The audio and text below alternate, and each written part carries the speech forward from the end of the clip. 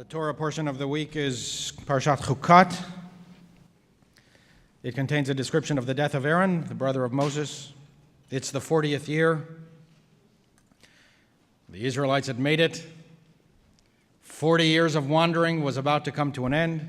Everyone is looking forward to the future. Finally, towards the promised land. It's literally it's by the horizon. It's within their grasp.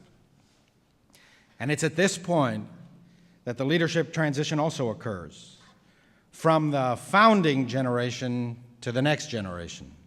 Aaron, the high priest, dies, and Moses, the incomparable emancipator and constitutional framer, will soon be dead. Miriam, their sister, who herself was a central leader in her own right, had already died. And here's how the Torah describes the leadership transition. And God said to Moses, "Take Aaron and his son Eleazar and bring them up to the mountain. Strip Aaron of his vestments and put them on his son Eleazar." Moses did as God had commanded in the sight of the whole community. He stripped Aaron of his vestments and put them on his son Eleazar. And Aaron died there on the summit of the mountain. All the house of Israel bewailed Aaron for 30 days. Why the elaborate description? Why not simply say that Aaron died and his son Eleazar succeeded him? I think that the Torah is trying to make a subtle point about life and death. It's not simply that Aaron died. It is that the succession occurred before Aaron died, and in the sight of the entire community. When Moses dies at the end of the book of Deuteronomy, the same dynamic occurs in the presence of the entire community. He passes authority and leadership over to Joshua. In other words, we remember the past and mourn the dead.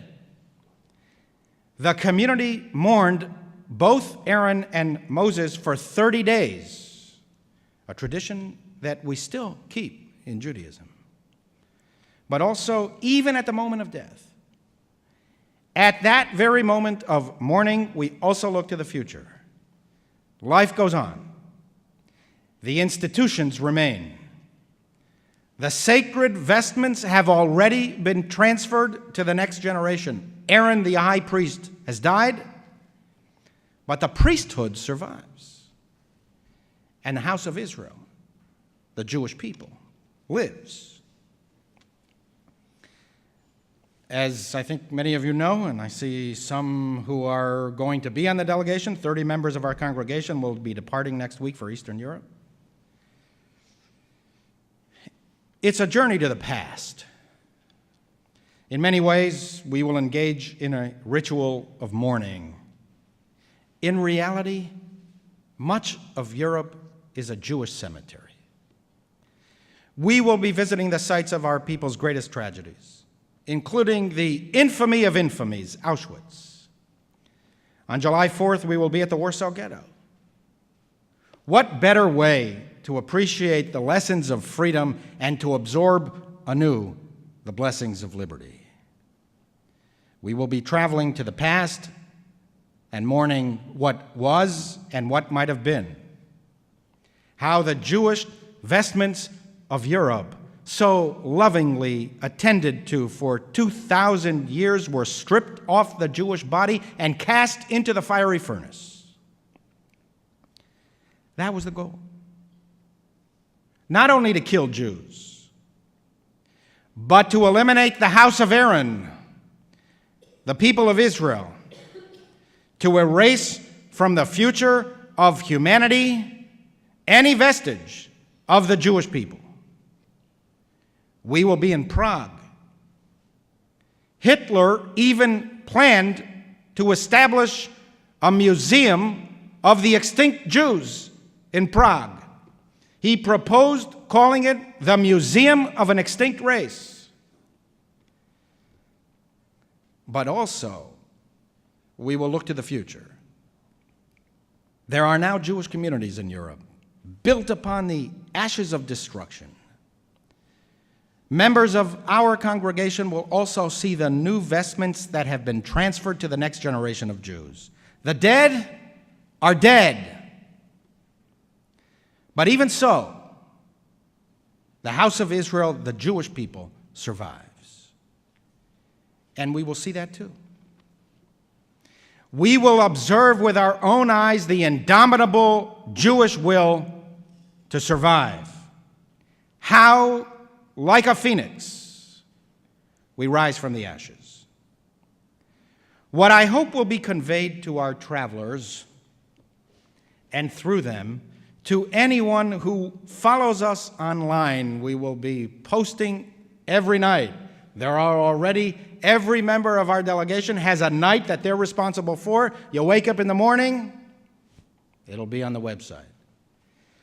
So you can follow us online. And what I hope that we can convey to the travelers as well as to anyone else who follows us is that we Jews are a family. Judaism is the faith and civilization of the Jewish family. We are a people. It is this principle more than any other that distinguishes us and makes us who we are. And therefore, living inside of us are all of the Jews who were ever born. We are bound to all other Jews, those who have gone before us, those who are now living, and those who will come after us. We are every Jewish child murdered. We are every Jewish parent's perseverance. We are every Jewish community's persistence. We wear the sacred vestments of Aaron that have been transmitted to us by generations of our predecessors. We are every Jewish sufferer burned at the stake for reading Torah and for worshiping God. No fiber of our being can ever forget this. And for us to live, we must know where our family died. And not only that, we must know why they died.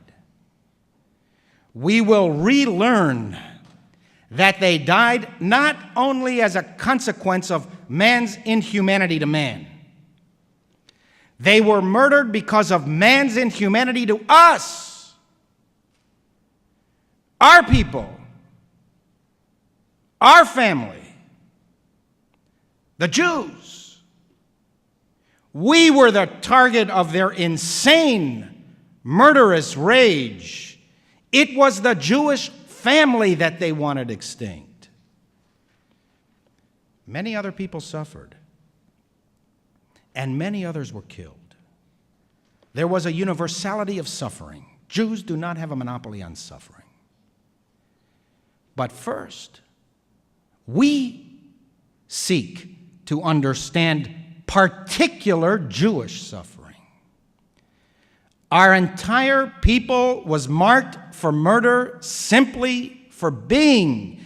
This is what makes the Holocaust unique in the annals of human civilization. And it is what makes Jewish suffering unique. That is what we seek to understand.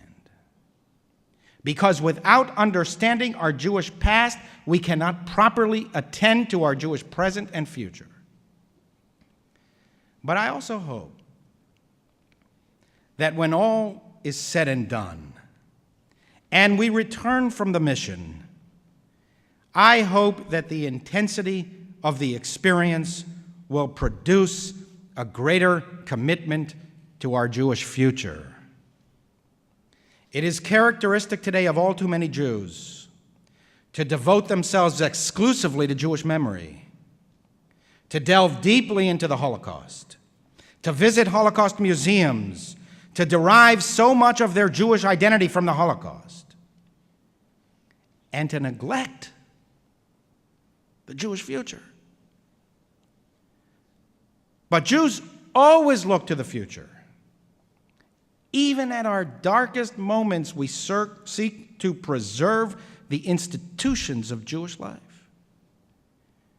The synagogues were ablaze, but the Torahs were saved. In the end, The central purpose of all of the missions that we organize, whether to Israel or other places of Jewish interest, is to strengthen your commitment to the future. And I hope that those who travel with us physically and those who are with us virtually and vicariously, that you return from these experiences more committed than ever to preserving the remnant of our people, to keep our flame alive, to keep our family alive, and to keep our future alive. Aaron is mourned, but it is the transferring of the vestments to his son Eleazar, Jewish continuity, the Jewish future, that the Torah emphasizes.